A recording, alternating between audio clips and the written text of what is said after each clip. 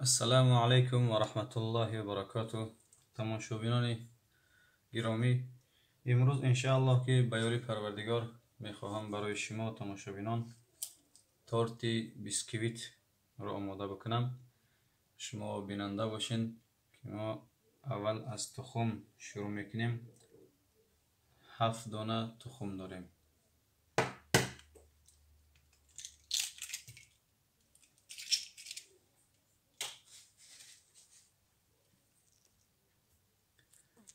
ما 7 دانه تخم شکستیم، در داخل کاسه کلان گرفتیم.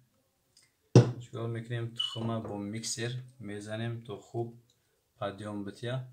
بعد از اون نوبت به شکر میشه. بسم الله.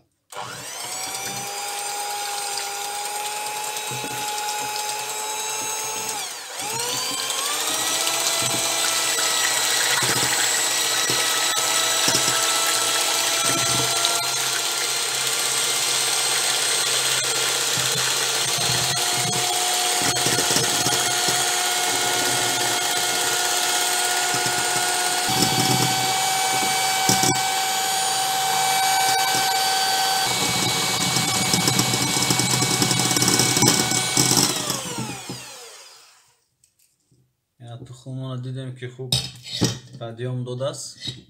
بعد از اون شکر داریم. 300 گرم شکر آهسته آهسته بگیم کم کم میریزیم. در همین باز با میکسر میزنیم.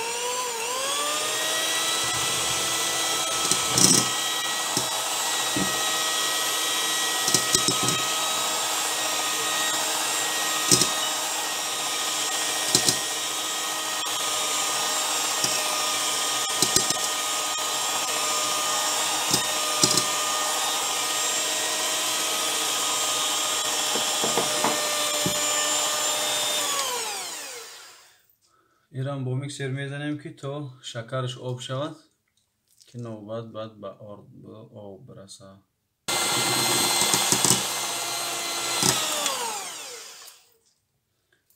تماشابینان دیدین که شکر هم زدیم، آب شد.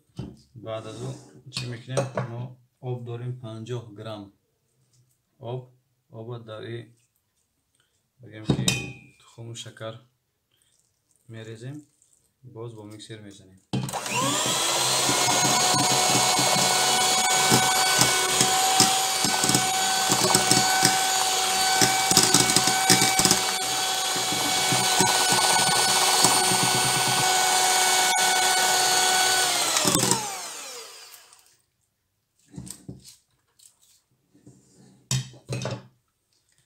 اینا خلاص شد.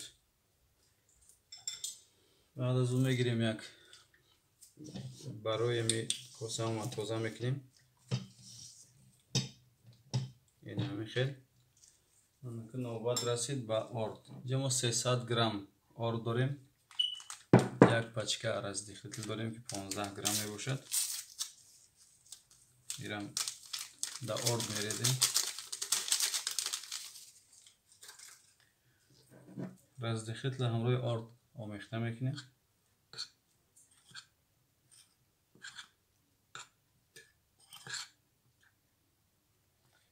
بعد از آمیخته کردن حالی ما آردمون در داخل همی کاسه میکسر از سرعتش بلند نباشد. این همی اندازه باید آردمون چی میریزیم.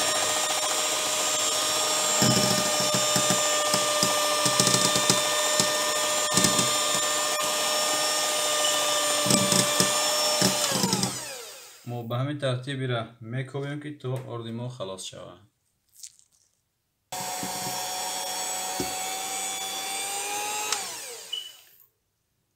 این خمیر ما آماده شد. ما این رو به خاطری که تیز نزدیم با میکسر، چون که اگر سرعت میکسر بالا باشد خمیر ما چی پدیام نمیتونه میشینه. و اون خاطر ما خواستیم که سرعتش پایان تر باشه، پدیام همین خمیر نشینه که بعد پدیام خوب نمیتونه تورت ما.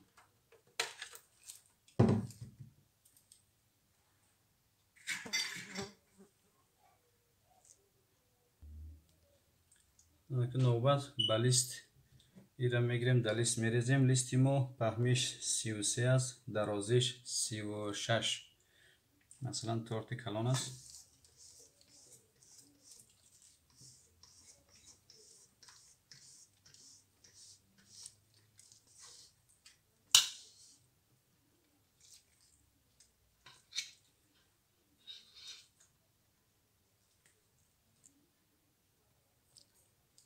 ما خمیر مون در لیست ریختیم. ایره میبریم در دخوفکه میمونیم حرارت 180 درجه باشد. در مدت 30 تا 35 دقیقه این پخته می شود. شما بینندگان کوشش کنین که وقتی که تورت که در دخوفکه که میمونین تیز در دخوفکه را هوی نکنین که تورتون میشینه. خوب 20 تا 25 دقیقه که بگذره بعد از اون میتونین که ایره شما یک دفعه هوی کنین دهن دخوفکه تونه طرفش بگردونید. به خاطر بعضی دخوفکه که از تیز سرخ میکنه وابسته به دخوفکه شما داره.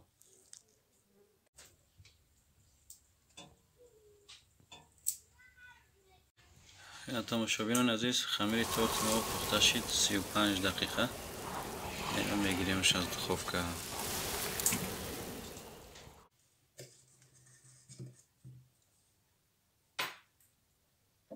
تورت مونه که براشه که بریدیم بعد از او یک چی میگیریم یک سیتکه از زمین میگیریم که تورت مونه پرش بگردونیم.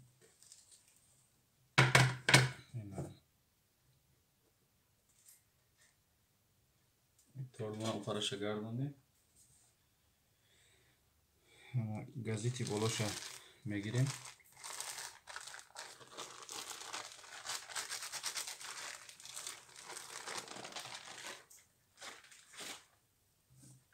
بعد از اون تورت هم میگردونیم به اون طرف اولش. میمونیم که تورتمون خنک شود.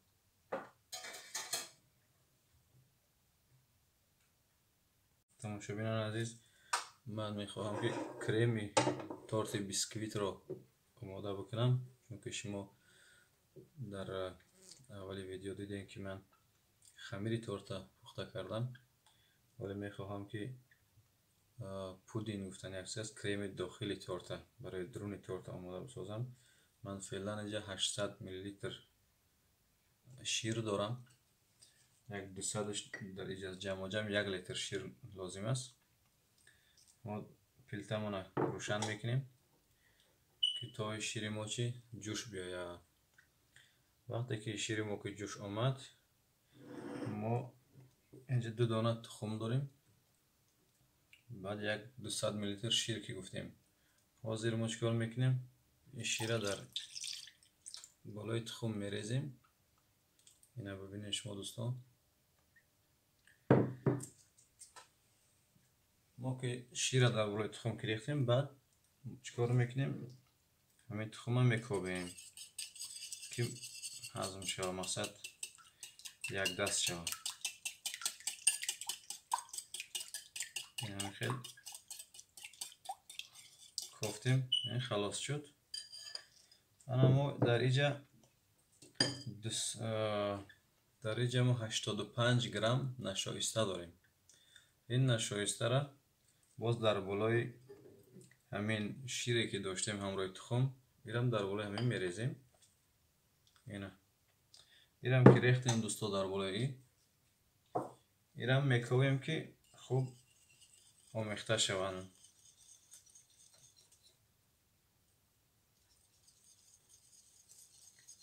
اینایی که آمیخته که شد فقط کوشش میکنین خوب ایرا بکوبین که همه کلوله نزنه بگیر.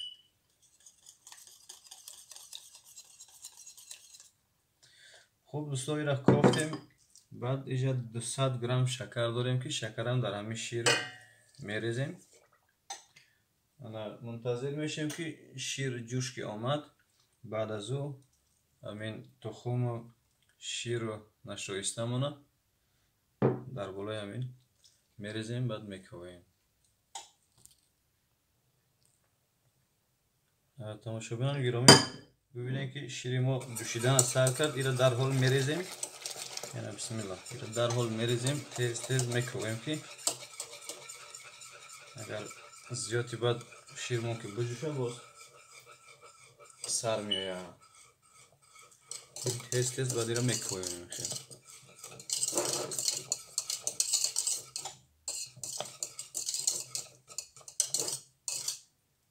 اینا تا یک دو بار که تا پخته شد خلاص.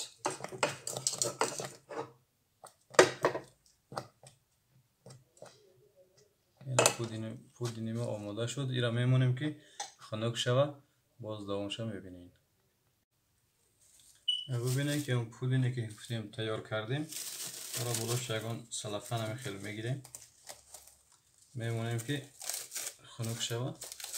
اگر سلفن که نکشیم بلوش گیم قلپاقک میدم با همون خاطر این سلفن خیلی میمونیم که هم خیلی مول لایمک همی پودینی ما بیسته. این همین همون تورته که پخته بودیم همون خمیر بیسکویت است. ایره ما میبریم این هم خیلی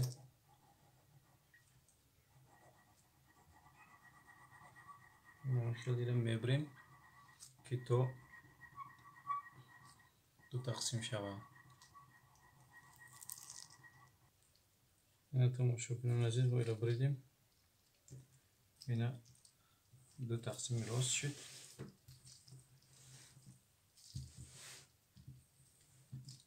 این هم خیلی تماشاگران گرامی اینا من انشاءالله که چی میکنم برای هم تورتی که تیار کرده بودیم برای هم تورت بیسکویت مون یک کاسه خوردکک گرفتیم. اول 2 استکان آب میریزیم. 2 استکان آب میریزیم.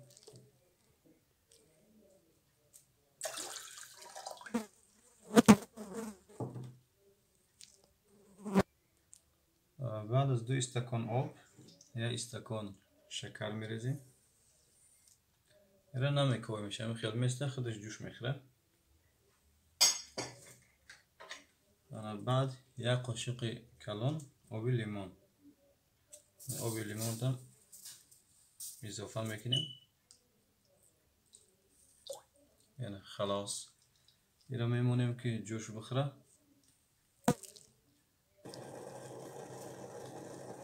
اینا سیراب ما هم که جوش خورده اینا جوشیده رویست. سیراب خاموش میکنیم میمونیمش که سرد شوه.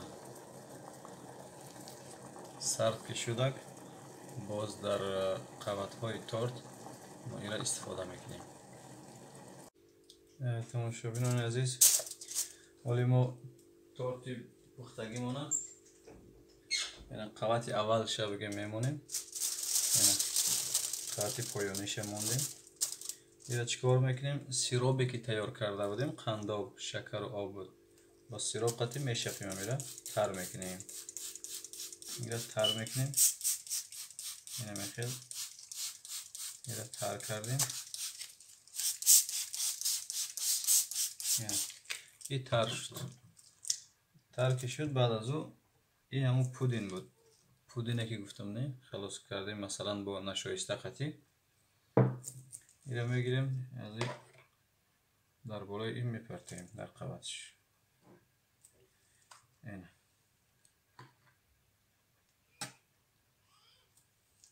اینا که پرتافتیم اینا ما چکار میکنیم در بالای می تورمون تونگ میکنیم. این خیلی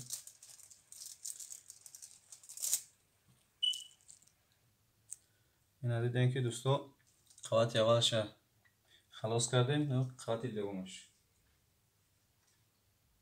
این قوت دومش هم و مثل همون قوت اولش بوده میمونیم. باز همین سیراب داریم همین قندابمون با هم میرم چی قنداب میشفیم مثل همون قوت اول. خیلی خوب ایره قنداب کشیدیم خلاص کردیم. بعد از همین پودینو باز بالایی میریزیم. اینا دوستا قوت دومش هم خلاص شد. قوت سومش چون که من 1 دانه را برای شما نشان دادم در ویدیو اما من 2 دانه پخته کردم به خاطر که تورت ما کلان است 2 دانه لازم داشتم به اون خاطر همون اولش که بود مثل همون واسه دومیش هم هر دوش 1 چیزهایی که در داخل اول بود در داخل دوم همون چیز است. ببینید ویدیومون درازتر نشود. این قوتی دیگرشم میمونیم، قوتی سوم شم.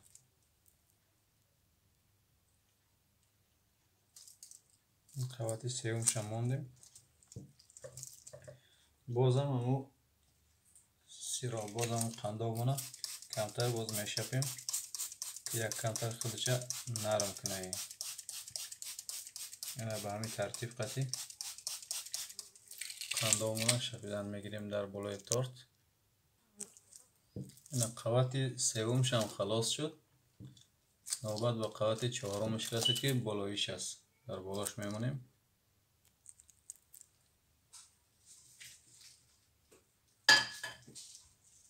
قوتی بالایش که هست به این طرفش میمونیم، چون که ما سه قوت به پیش مونده بودیم.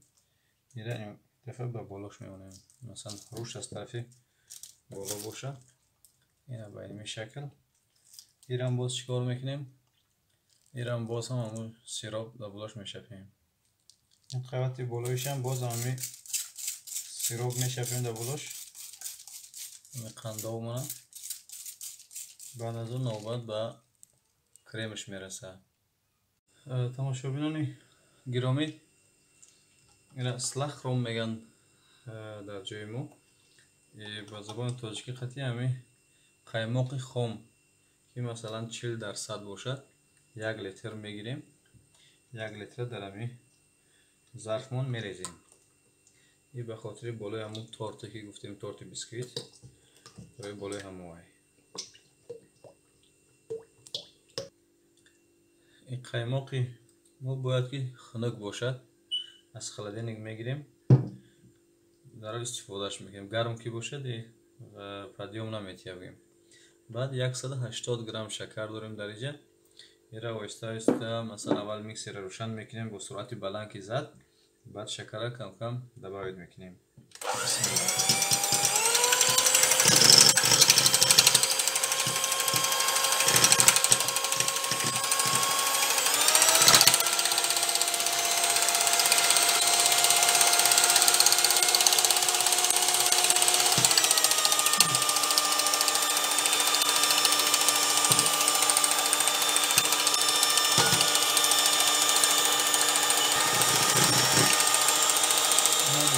شکر کم کم میریزیم.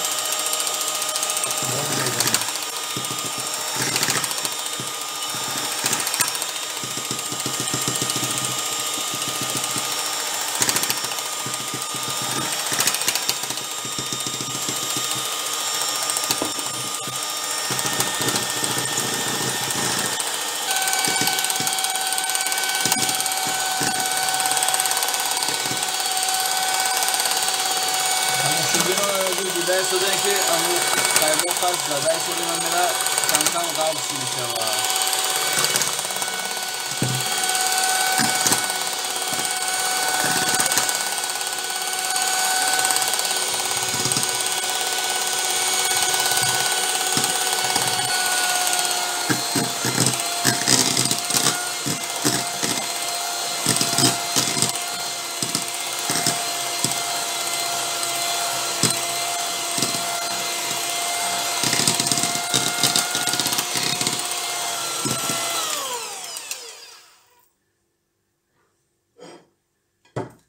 اینا دیدین که خیلی قیماق ما قبض شد. اینا ما وزیر چیکار میکنیم؟ در بالای تورتمون اینا میمالیم. اینا بینندگان گرامی، ما همه کریمی تیار کردگیمونه میریزیم در بالای تورتمون. اینا خیلی قبض سکک که گر بگرچم خواه شروع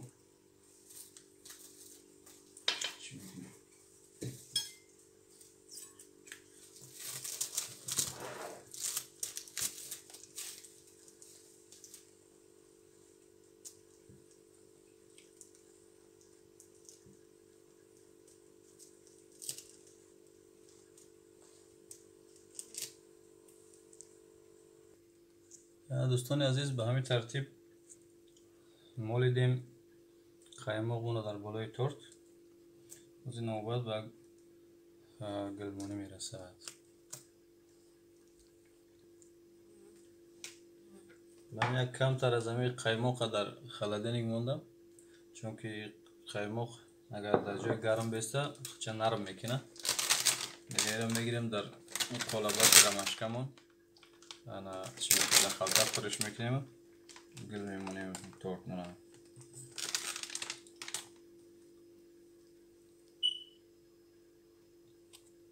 اینا در خلطه گرفتیم، اینا که شروع میکنیم.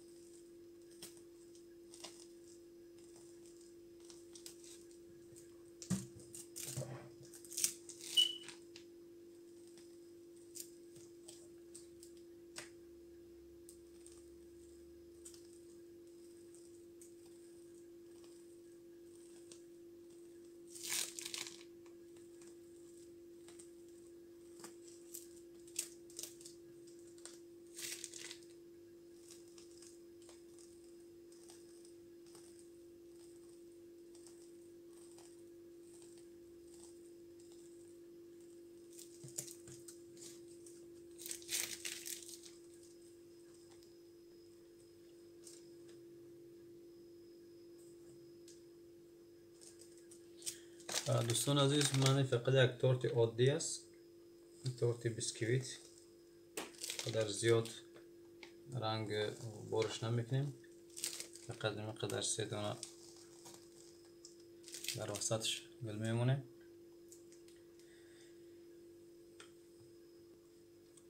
مثل همین بالا برهاشم همین خیل گل میمونه، میگیم بردیور.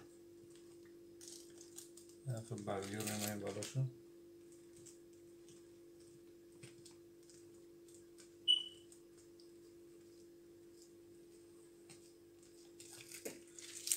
خلاص دوستان عزیز، اینجا شکلات از تروشک گذراندیم. شکلات میده کردگی است.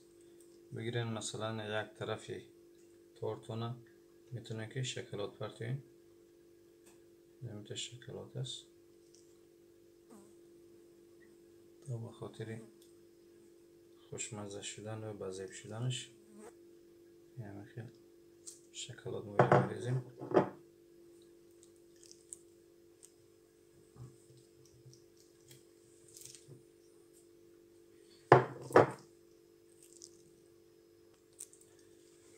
این دوستان عزیز، تورت ما خلاص شد، تورت بیسکویت با قایماق. الله یار و مددگارتون باشه. آبونه شدن فراموش نکنین. انشالله که در ویدیوهای بعدی باز با طریق کریم و از دیگر چیزاش هم انشالله برای شما نشان میدهیم. السلام علیکم و رحمت الله و برکاته.